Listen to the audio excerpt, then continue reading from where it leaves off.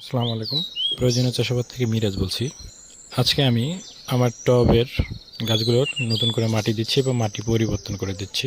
টবে মাটি তৈরি বা মাটি দেওয়ার নিয়ম হচ্ছে 10 কেজি মাটির সাথে 3 কেজি গোবর বা পাতা পচা সার বা কম্পোস্ট, সাথে দেবেন 80 গ্রাম কাঠ পোড়ানো ছাই, 20 গ্রাম সরিষার খৈল, 8.5 গ্রাম টিএসপি, পটাশ 8.5 গ্রাম, 4.15 গ্রাম পাথুরে চুন, 13.5 গ্রাম নিম খৈল।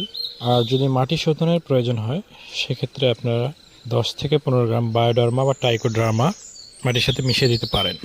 এটা আমি 10 কেজি মাটির পরিমাপ বলেছি। যদি 1 বস্তা মাটি করতে হয় তাহলে এটা আপনারা 5 গুণ করে দেবেন, তাহলেই পরিমাপ ঠিক হয়ে যাবে। আর মাটিতে এগুলো সব মিক্স করে আপনারা 10 থেকে 12 দিন স্তূপ করে পলিথিন দিয়ে ঢেকে রেখে দিবেন। স্তূপ করার সময় অবশ্যই দেখবেন যে মাটির মধ্যে কোনো ফাঁকা যেন না থাকে, যাতে বায়ু প্রবেশ করে যেন না থাকতে পারে।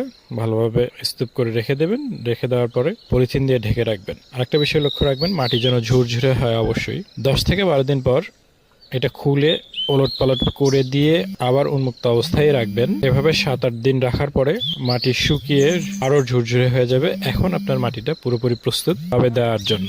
আমি আমার টবে দিচ্ছি। ধন্যবাদ সবাইকে। সবাই লাইক, কমেন্ট করে জানান কেমন লাগলো, আর শেয়ার করে অন্যদের জানার সুযোগ দিন।